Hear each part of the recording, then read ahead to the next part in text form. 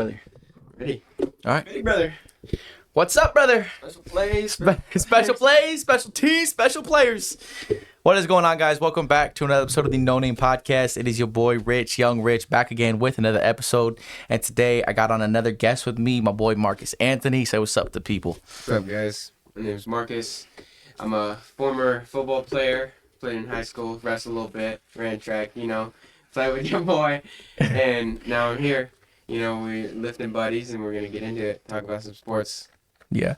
And just bringing on somebody else to talk with, again, like I've said in the past, it's just another way for me to make easy conversation, bounce ideas off of each other, and just, lighten up the vibes, be more entertaining and as, what's the word I'm looking for? Entertaining as possible, at the end of the day. And doing that stuff solo obviously is hard to do, so bringing on more people, different ideas, different fan bases, things like that. It's just great to keep things interesting, new takes, new ideas, every episode.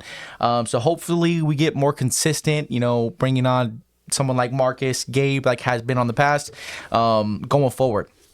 But with that being said, first topic of discussion, obviously it's been big news popping everywhere. LeBron James' son, Bronny James Jr., just declared for the NBA draft / entered the transfer portal. For those people who don't know, entering the transfer portal and going into the NBA draft obviously allows him the chance to go out and try out for these NBA teams, as well as still being able to go back into the transfer portal and return to a different school or even back to USC if things don't go well for him. And yeah, you can start it off. Let me know your thoughts. Yeah, I think that's big news. It's all over the place. You see it on Instagram, Twitter, everywhere. Yeah, he can either go to the Lakers or to another team that's looking for a good player. I mean, my personal opinion, my opinion on Bronny, I don't really think he's all that of a basketball player.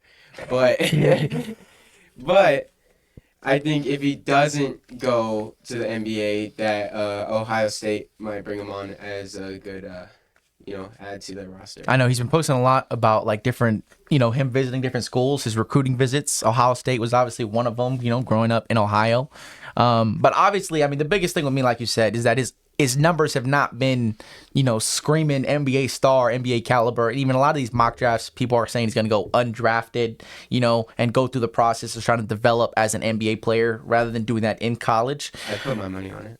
Yeah, right. But again, I mean, to me, it's like the pressure of just being LeBron James' son at the end of the day is obviously going to push you to do things that maybe you don't feel comfortable doing. Because, I mean, listen, he averaged Bronny James, 4.8 points, 2 rebounds, 2 assists a game in 19 minutes. I mean, 26% from the three, which again in the NBA nowadays is so crucial, and I've heard a lot of people talk about how the 3-and-D is like the new wave of NBA players. You're looking for pieces who can come in and be role players, so I see people really emphasize his defensive ability, and obviously playing alongside LeBron has been something LeBron's talked about, has been something that he's talked about. It's been in the discussions for a while. It's been in the making, with something like this. But I've also heard a couple situations where, maybe LeBron ends up in a different team playing for something. Obviously, the Lakers have their issues, been struggling this year, so maybe we see LeBron James in a different uniform next year with his son, someone who's willing to bring his kid on, You know what? I think if Bronny doesn't get drafted to the Lakers, whatever team he does get on, I believe that LeBron James is going to follow. And, right. So he's going to request a trade to whatever team, and he's just going to, shock the whole NBA with that move, which, I mean, everyone knows that's probably what's going to happen because, I mean, they're trying to make a move right here. Right. They want it to happen. That's where the direction's going, and obviously, you're 100% right. There's a lot of TikToks and memes and everything on Twitter, social media talking about, if you want LeBron James, you got to pick up your son. You got to bring him in so that way you have both of them, because obviously, like we said, he wants to play alongside his son. It's been a dream of his for a while. And that's just not something you get to see every day, obviously. And then again, being LeBron James, at the end of the day, being that type of player, you kind of have the leeway to make some decisions and make some pull to bring someone like that, family ties to where you want to come. So, I mean, the Lakers again, we have later picks. We can get him in the second round. That's what I've heard in discussion, late first, even undrafted, possibly, depending on how some of these workouts go. So, who knows? Maybe Bronny James is suiting up as a Laker next to his father next year, which would be pretty funny to see. That'd be wild. And with the next topic of discussion, I want to get into, obviously, my Los Angeles Lakers losing to Golden State without Anthony Davis. And I know Marcus doesn't watch a lot of basketball here, so this is more where I'm going to be getting into some of my talks, some of my spills and ideas. But obviously, the Lakers, we lose to Golden State without AD. Again, you've seen AD's presence was missed. You got into a situation where these guys were just attacking the rim. Jackson Hayes was unable to hold his end like AD does, and you kind of miss him when he's gone. You didn't think we could be this bad defensively without AD, and obviously we were proved differently. But at the end of the day, obviously we're locked in at the 9th seed, kind of have to play the Golden State Warriors in the 10th seed for the first play-in game. Obviously, more than likely gonna have to win 2 just to get into the playoffs.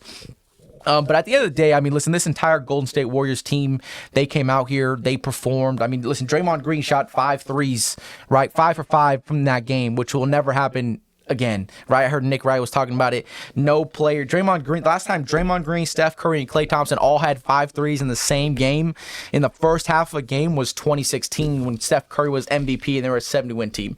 So I'm not worried about this team getting that hot against us, especially again with no AD, because everyone was just making their shots. What are you going to do at the end of the day?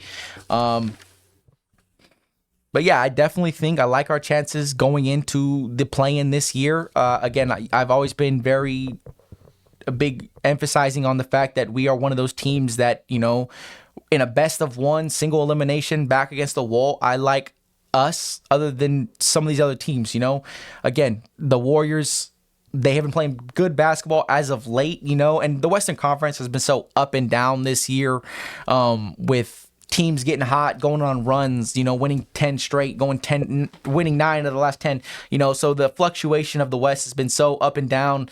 Teams go from 1 to 4 and back up from 4 to 1. And so that action's been crazy. Every game means something these last couple weeks. But yeah, listen, at the end of the day, obviously the play-ins are aligned. You have Sacramento's going to have to play against Phoenix for that 7-8 spot. You have Golden State going to have to play against the Lakers. And I think the only 2 times the Warriors have beat us this year was when we didn't play without AD. And when you have a guy who's top 3 in Defensive Player of the Year awards and statistically is one of the best defensive bigs in basketball, obviously it sucks. Obviously you pray for good health and hopefully, we are going to be full stride going into the postseason. Obviously I would love to have Jared Vanderbilt back. That's a guy who played a big presence on our run last year. He played a big part on our team last year in the playoffs defensively, especially when we matched up against Golden State, guarding Curry, doing his best job to guard Curry and just making him feel uncomfortable. And continuing just to play good defensive basketball. That put you in wet like Curry. Honestly, I've been dunked on. You've been dunked on? Twice. Wow, when were you dunked on? Well, my buddy Jaden.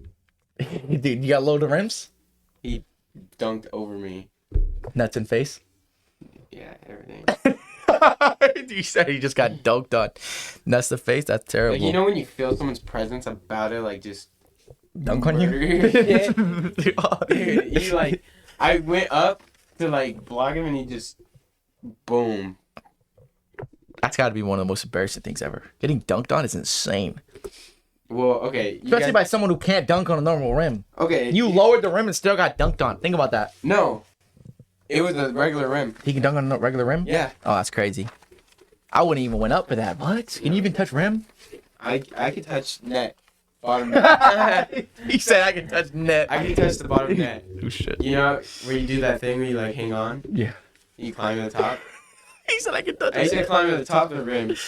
Ain't nobody doing that. I'm so weak. Catch me at the top of the rim, LeBron James. All right. You'll request a trade right away. Meet him at the top. Yeah, you and your son. Next topic of discussion for the day, our top 4 NBA players. Obviously, top four top four NBA players in the NBA this year throughout this entire season. And I'll let Marcus do the honors again. He'll start it off for us. Okay, I got my top 4 lined up. We gotta go number 1 with Jokic, 100% best NBA player this year. And right after him, we're gonna go with Luka. Luka is a very powerful, strong player. He can get into the box. He's not scared of any contact, and he's a great shooter. He can shoot from far, can shoot from close, anywhere. You meet him, and he'll embarrass you, Same with Jokic. Me and Rich went to a Kings game, and we actually got to see Jokic in person. Watching Jokic live is different. It'd be just effortless, especially because it's his first time watching an NBA game, and he got to watch the best player in the world, so it was just bully Sabonis all night. It was just, and he does it so, effortless, which makes it even worse, especially because they were down 20. They were down 25 in a back-to-back. Look like they're about to, put in the second stringers, and boy goes out there and gives you a 40-point triple-double. Yeah, just the most effortless and insane thing I've ever seen. Just, let's say that it looked like he was playing chess and everyone else was playing checkers. This man just rolled the ball off his fingers multiple times, easy, ran back, didn't even look back if it went in or not. He knew it went in. I knew it went in. The whole crowd knew it went in. And the Nuggets did lose that game, and the Kings lit the beam that night, and we went crazy. But like the beam. Yeah, let's just say Jokic single-handedly shit on the Kings that whole game. They didn't come out with a win, but it's all right. Top 4, let's go. Okay, I'm at 3. Steph Curry. Let's say my 3 and 4 can be interchangeable with Giannis and Steph Curry. I think Giannis is a great rebound, assist. He's a strong player, big player, He can get in the box and just kind of get dirty with the ball, And Steph Curry is a phenomenal shooter. Get him at a 3-point line, he's going to make it 9 times out of 10. That man is not missing a ball if his life's on the line, So I would interchangeably put, just because I like Steph Curry a little more than I like Giannis, I'm going to put him at 3, Giannis at 4. And, you guys can debate about that in the comments. Yeah, top 3 I feel like is kind of interchangeable based on how you want to see it, you know what I'm saying? Because, this year has been one of the most competitive years, especially for MVP. And basically the top 4 players that we've discussed are obviously in the run for MVP as it goes. But for me personally, again, Jokic at number 1. You put Jokic at 1? Jokic is Jokic at 1. That's undebatable. This man's doing just the most remarkable things. There you go. Got a phone call, messing up the podcast. But yeah, Jokic, he's had multiple triple doubles with no turnovers this season, which hasn't happened ever. It's an anomaly. Something happened once once a season type thing. And he's done that multiple times this year. He just has carried this team, and this Denver Nuggets team has looked very scary the last 10 games. Right. And then number 2 is Giannis. Right. Giannis, I think, plays a big part in that Milwaukee Bucks team, defensively, offensively, him being able to play make and attack the basket the way he does, get to the free throw line so much. He just is so much to guard and to deal with. Obviously, you see people put up the wall, right, to stop him and to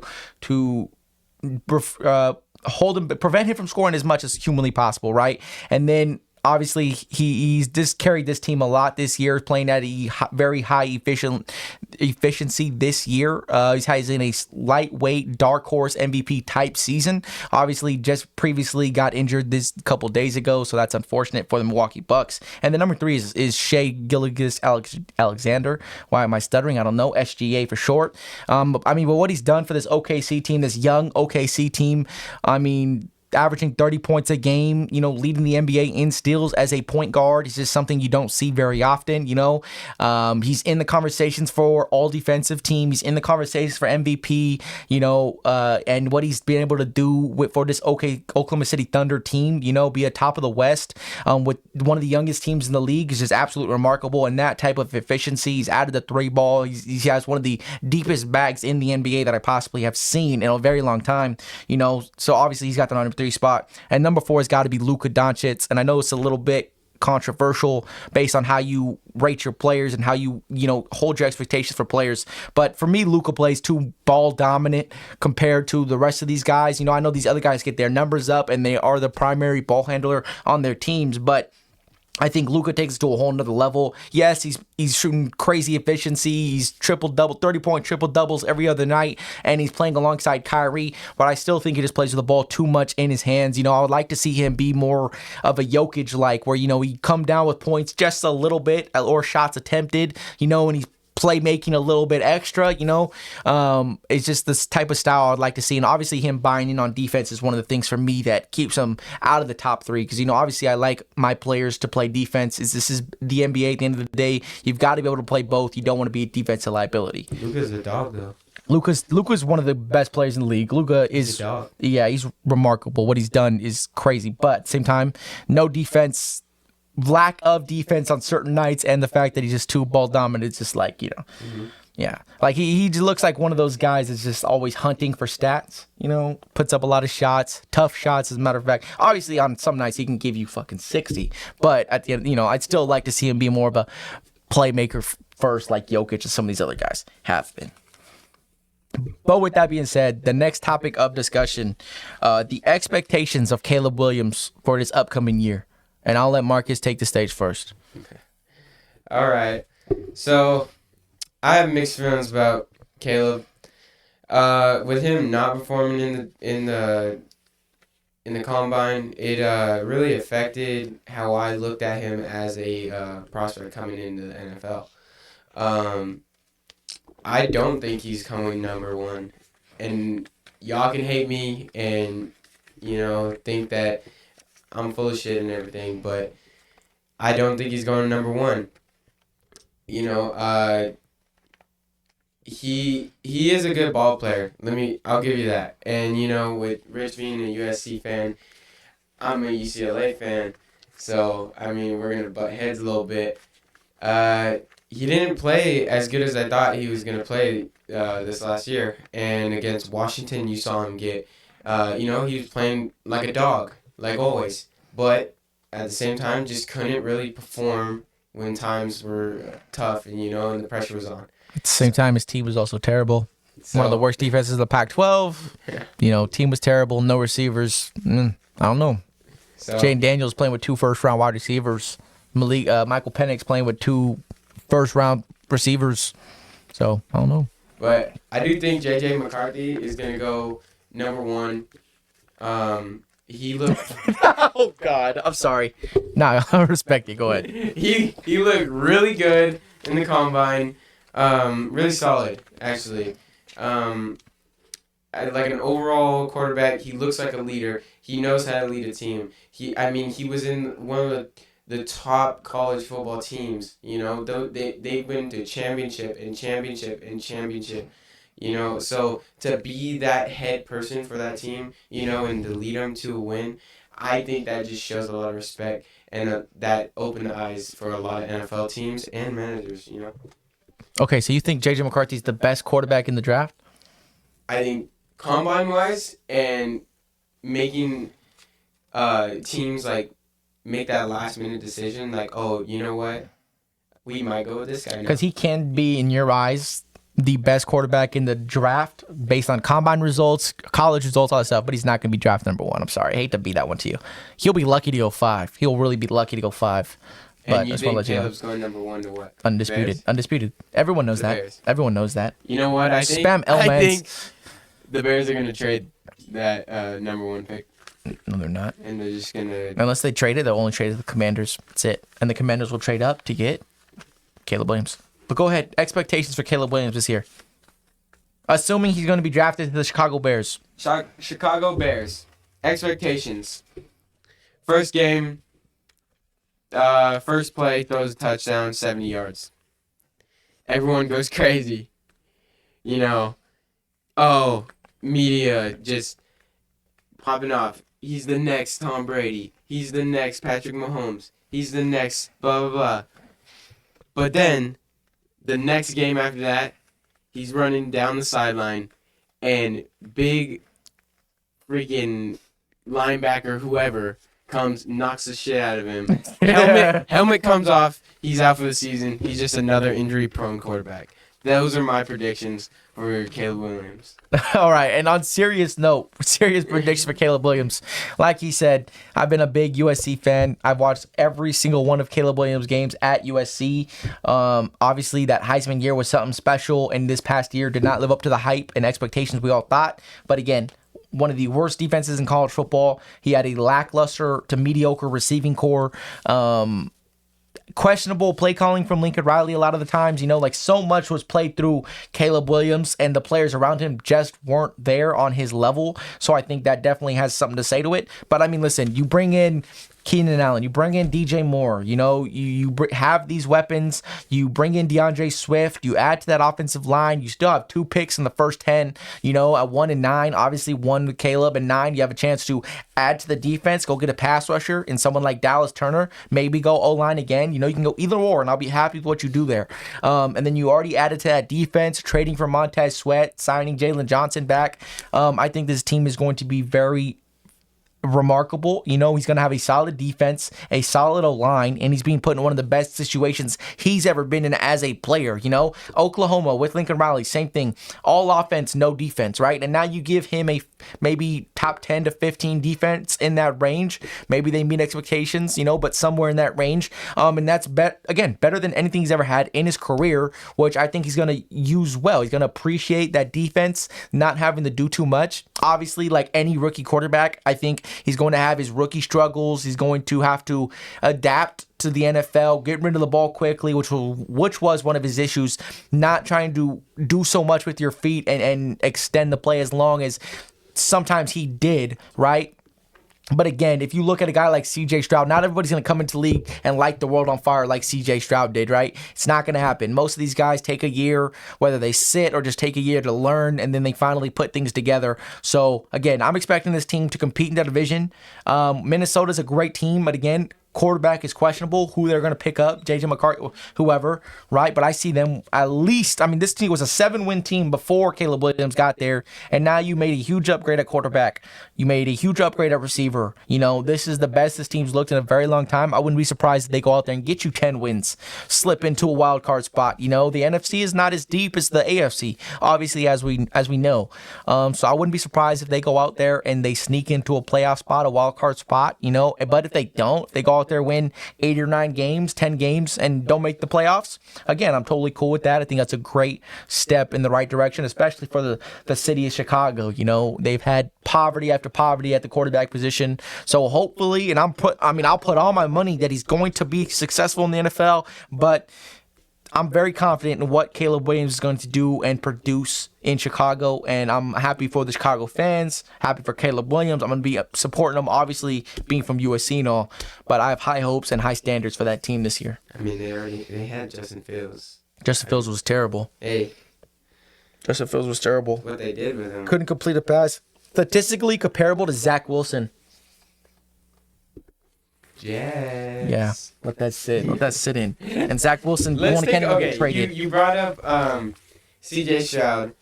Let's talk about the Texans real quick. CJ Stroud just got an early Christmas gift with Stephon Diggs. That is big. Come on.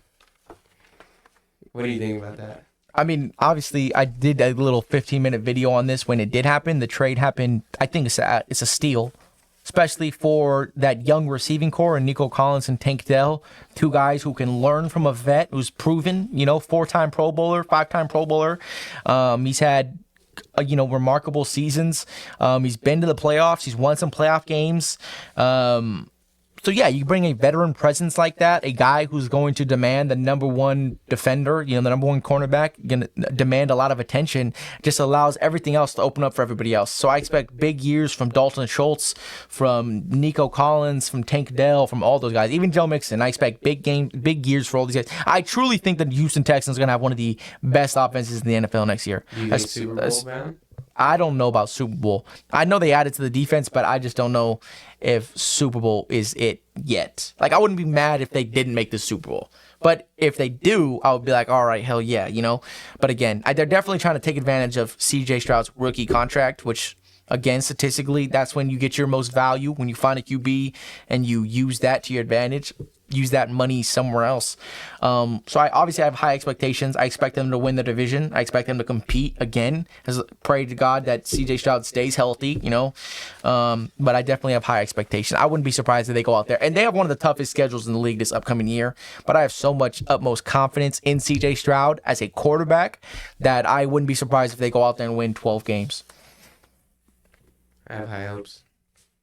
I would like to see someone else win the fucking Super Bowl than the Chiefs and Patrick Mahomes. At this point, slipping by with his.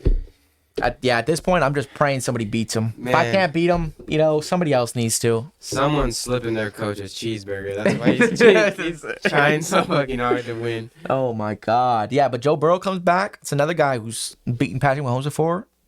Joe Burrow, C.J. Stroud. There's some teams down there that I think can give them a run. Yeah, like the Giants. All right, let's get this out of the way. I'm a Giants fan. Everyone's quiet. I'm a Giants fan. Let's get this out of the way. And I do think the Giants are building a phenomenal team right now. And it's just in the making. I have hope. Everyone has hope, And, at the end of the day, what could we do? We can only worry about the things we can control, right? So, I'm going to pray right here. Just, bow our heads, pray for a little bit. There you go. And that was a prayer saying that Giants are going to win the Super Bowl this next season. So go ahead. Talk about the Giants. Put us on. TED Talk. For those who don't know, go ahead. All right. So, I've been a Giants fan since Eli and Odell Beckham, So, let's just say Eli's got it over Brady twice, Best brother, I think, of the Mannings. Oh, you're taking shots at the GOAT. I had to say it. Had to get out of my way. He's about to come out of retirement and get a 7th and get an 8th. Yeah, I think if Tom Brady comes out of retirement, he's just going to get hurt. Too old. I do think he's a baller. In the game now, players are explosive, strong. Lifting wise is different than when Tom Brady was in it. And last year that he was in the NFL. Yeah, he played with some top tier players and the game is already evolving. But now it's getting a little too fast for I think a player of that age. So I think if he came in, he's gonna be putting a lot of his body on the line. A lot of his mind. What happens if he gets hurt now? There's no turning back. And I personally don't want to see one of the greatest football players, probably the greatest football player as a quarterback ever, to go out of the NFL with like a bad head or some bad injury that just doesn't allow him to live the rest of his life and enjoy everything. That's why if he comes back, he needs to come back to Vegas, so we'll protect him. At the end of the day, Or you know what? Just give the Giants one more Super Bowl, Come back. We'll take That was a good one. I'm not going to lie. That was a good one. That was solid. Yeah, but the Giants, everyone knows Saquon, that was a big trade. I'm going to say why, but honestly, I think Equals to the bowl. We're doing really good moves right now. We're building a line. We're building that foundation. Finally, we're getting people. We did pick up Devin Singletary for, a replacement. I think that's an okay trade. Okay pickup. But at the same time, he's not the best running back. But you know what? You never know. Maybe it's just where that player was at the moment, with him being with the Texans. He actually played really good. Maybe that wasn't the best place where he needed to be at that moment. Maybe he needed to be with the Giants right now. Maybe this is the place where he can really show us what he can do. I think he's a smaller running back, my fault. a little shifty. He can be powerful at moments, but I think there's just a lot of building right there. Um, yeah, the big pickup, Brian Burns. I think that was a great pickup. Um, very good, very powerful, very strong, very knowledgeable. Another player that could just come in and just spread knowledge to the whole team, and that's what we need. We need some leaders. I feel like the Giants don't really, we lack in leadership. With Daniel Jones, I feel like he wanted to be a leader so bad, but no one really could connect with him except for Garbage. a couple a couple receivers, but he had his moments to shine, and you know what? He ended up tripping at the 5 and fucking fumbling the ball away, and just like he fumbled his career away. So I'm just gonna say I don't want to see Daniel Jones back. I was a real big Daniel Jones fan, just because he's our quarterback. And Tommy DeVito. And Tyrod Tommy Taylor. DeVito. And Tyrod Taylor. I'm and Italian. Drew Lock. I got it. Andrew Luck. Bada bing, bada boom. What's gonna do? Yeah. We got a lot of good linemen. John Runyon Jr. I don't know. I don't know most of these names. I'm sorry if I pronounce them wrong. Jermaine Eleanor. Yeah, There you go. Former Raider. Great tackle. But we'll take the talent. Not a Raiders fan, as you can tell. Jalen Mills. Also, I don't know much about him, but it's a good pickup. I like him. I actually like Jalen Mills. And he's from the Patriots, right? Mm-hmm. Yeah. Also, just a good team. Good coach. He's got knowledge, and he could just add to the team as well. Drew Lock. Most people don't like this. I love this pickup. He's a dog. He can get dirty, and he just reminds me of He's actually not the worst quarterback he'd have, to be honest. He's not the worst. He can win you a couple games. He just beat the Eagles. Yeah, he beat the Eagles more times than the Giants did last year. He just reminds me of like that big high school quarterback that just put his body on the line. Runs through motherfuckers and just doesn't give a fuck. Doesn't give a fuck. He will run with the ball, put his head down, and put his shoulder into someone. And he's good, he's smart, he knows where to throw the ball. I know he does throw a little bit of interceptions here and there, but that could just be all some work on, some good coaching, which I think we can add to. We got Matt Nelson, Jack Stoll, good tight end, strong, big body. That's what we need. We just need big bodies. Add to our roster. And Jordan Phillips. Who else? Okay, Isaiah Hodgins. Re-signed him. Agreed to terms. Awesome. I think very underrated receiver. He was obviously your best receiver in the playoffs when played the Vikings. Yeah, no, he was going crazy with connecting with Tommy DeVito. I was talking about last year when they made the playoffs with Daniel Jones, but that's fine. Talk about it. Go ahead. Sorry. But he was connecting with a quarterback that's not really throwing, And for a receiver to do that, it's very hard. I played receiver, he plays receiver, and we know, if a quarterback that you don't have a connection with, and you just go out there in a game setting and you try to connect with them, it's very hard. And for Isaiah Hodgins to do that in crucial times, and he was a great rookie, and now he's developing as a good receiver. So and Isaiah Simmons agreed to terms as well. So, yeah, I like that big up. I think Isaiah Simmons still has some hope, some life. Awesome. He could be a solid piece. So who do you think y'all should draft? That's what everyone wants to know, really. Who do you think? You go receiver, go defense, you go quarterback? I'd take a quarterback. J.J. McCarthy. J.J. McCarthy shit. J.J. McCarthy, dog. But it's probably not going to happen. Michael Penix, possible. Very possible. Going to Vegas. Okay, very possible. I'm serious. Going to Vegas. If we don't But get Jane Daniels, if we don't get Jane Daniels, we're getting Michael Penix. It's one of the or. It's either or, and I'm happy with either or. Michael Penix is remarkable. Everyone's just scared to take him because of his injury history. Michael Penix is a robot, dude. He's full of metal. And he's a lefty. Like, come on, bro. Let's be real. Imagine getting hit by a 6'3", 260 solid linebacker. Just a freight train. And I don't even know how tall Michael Penix is.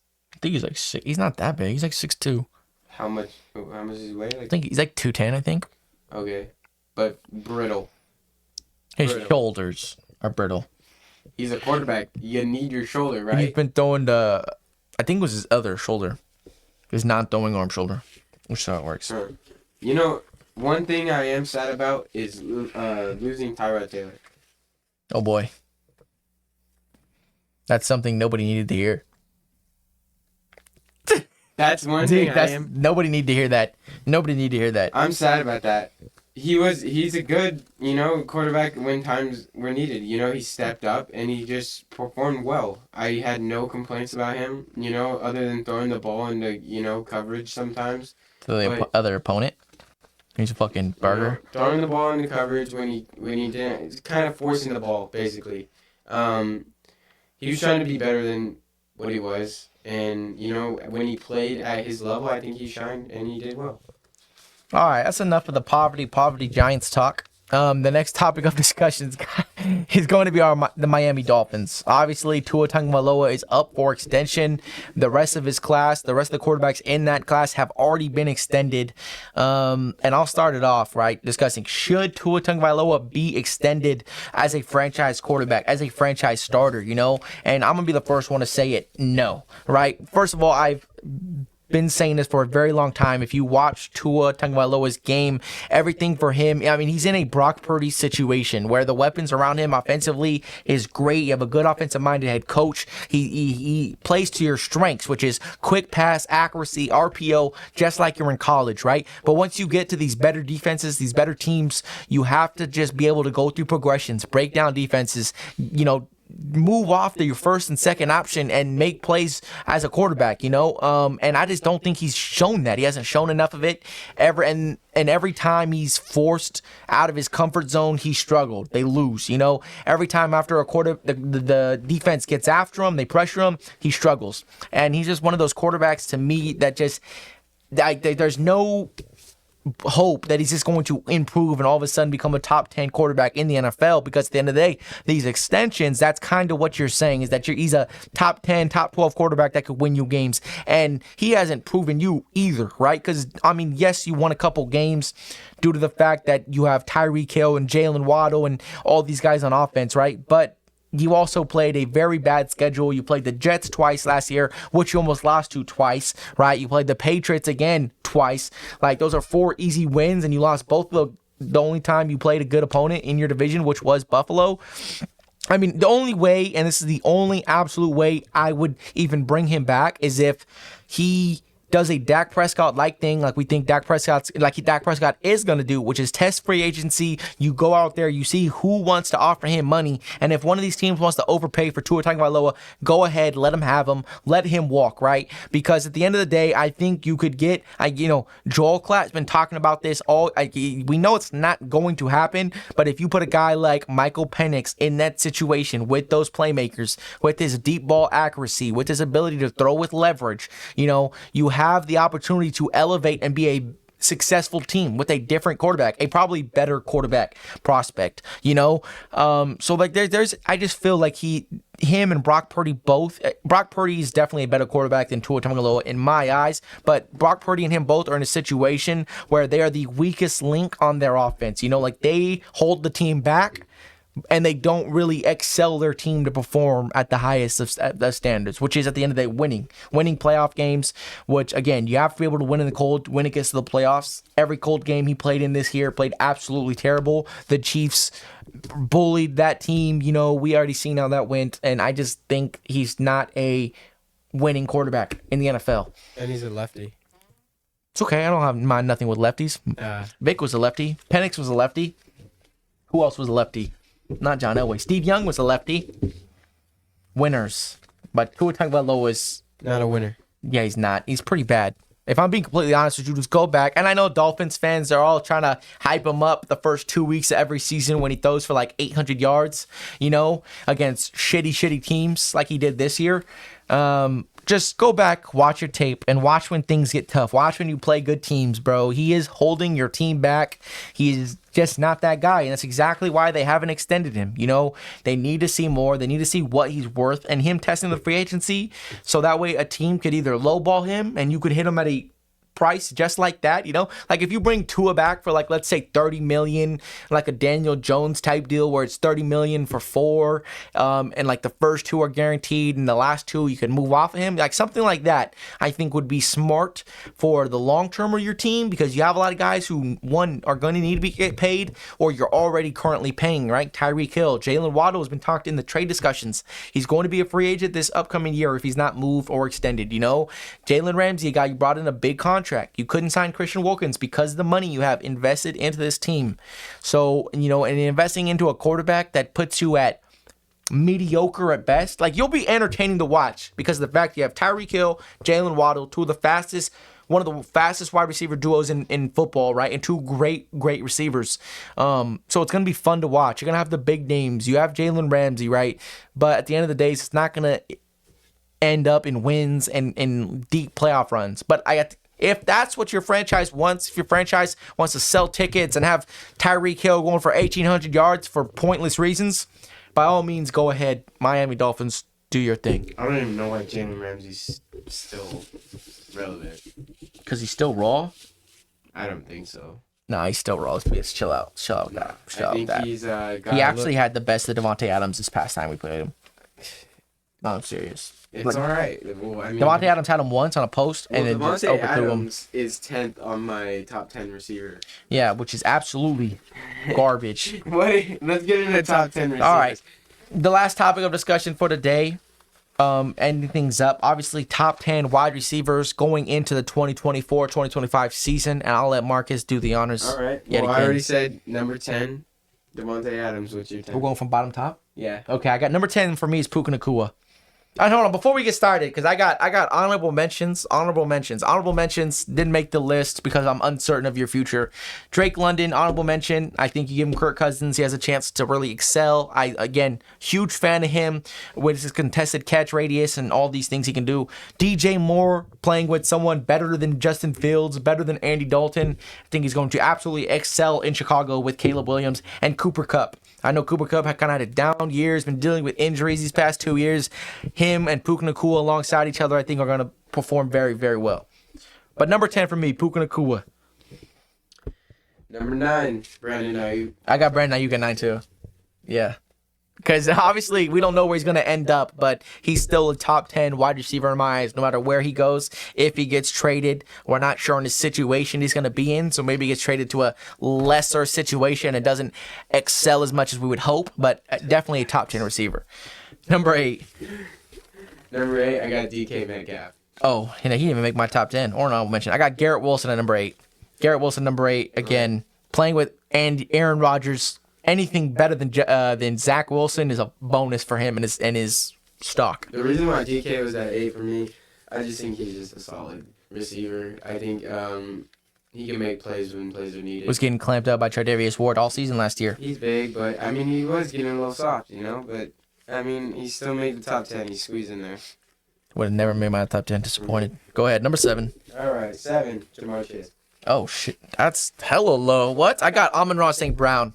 Amon-Ra St. Brown at 7. I mean, dude, he's already solidified himself as a top 8 You know what? I 8 didn't wide even receiver. think about St. Brown. Yeah, I know you did. See? But you know what? He only turned up, I believe, in the last couple games in the playoffs. He went for 1,400 yards this year.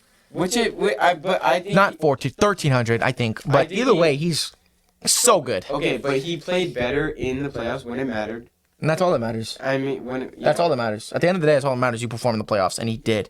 Okay? But all around year, he was he was a Pro Bowler. He was a Pro Bowler. He would have been a Pro Bowler if they did, or he was a Pro Bowler.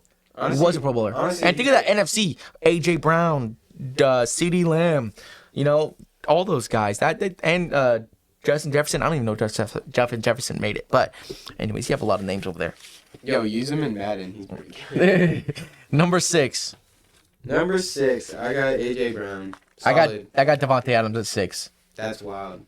Yeah, the only reason, and everyone knows I think Devonte Adams is the best receiver in football year round, no matter what. So the situation, the reason he is at 6 is because we don't know who's going to be at quarterback, right? So and we've seen this year, we had some of the worst quarterback play this year, missing a lot of Jimmy G and Brian Hoyer and Aiden O'Connell, all 3 of them. And there was so many opportunities where Devonte Adams could have scored and it could have been like a wide open walk into the end zone touchdown, but it was overthrown or misthrow, whatever, right? So I just think contact now. No, listen, it doesn't matter because his route running gets wide open. But if you look back, there was about 6 or 5 touchdowns that he didn't get this year because the ball was overthrown, underthrown, or whatever, right?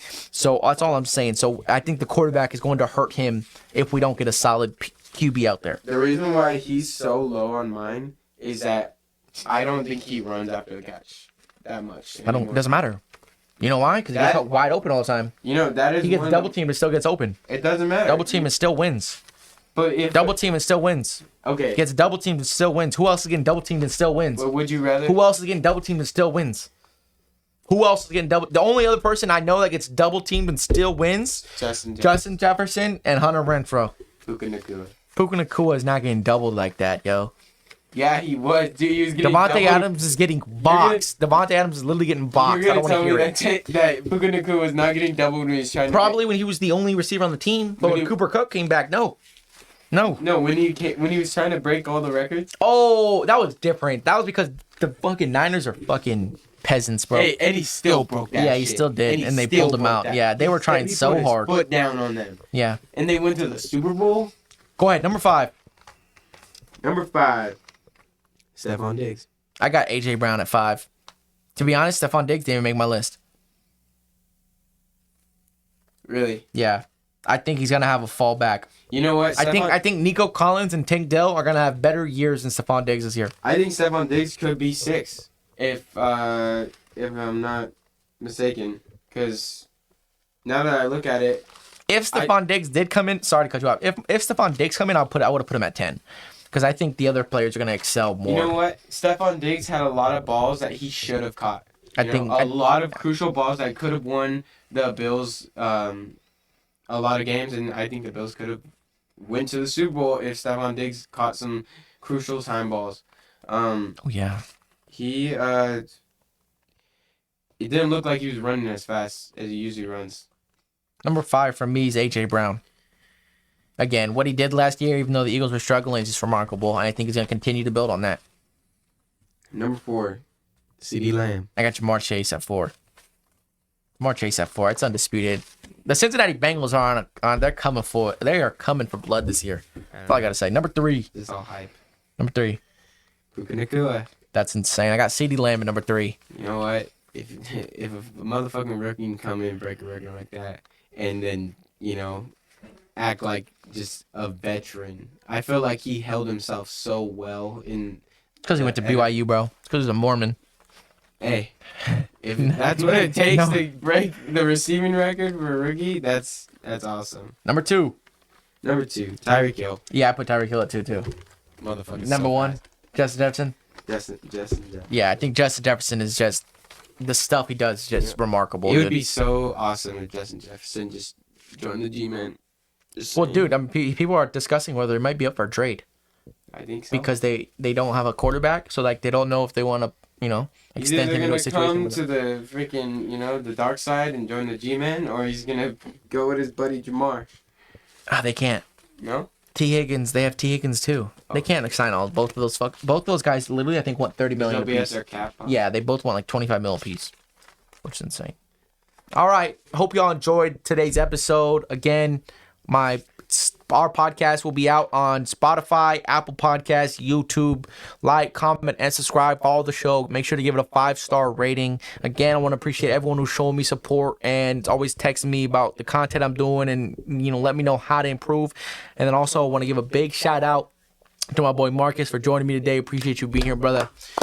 With that being said, like, comment, and subscribe. Turn on post notifications. Hit the outro. And I'll see you later, brother. Check.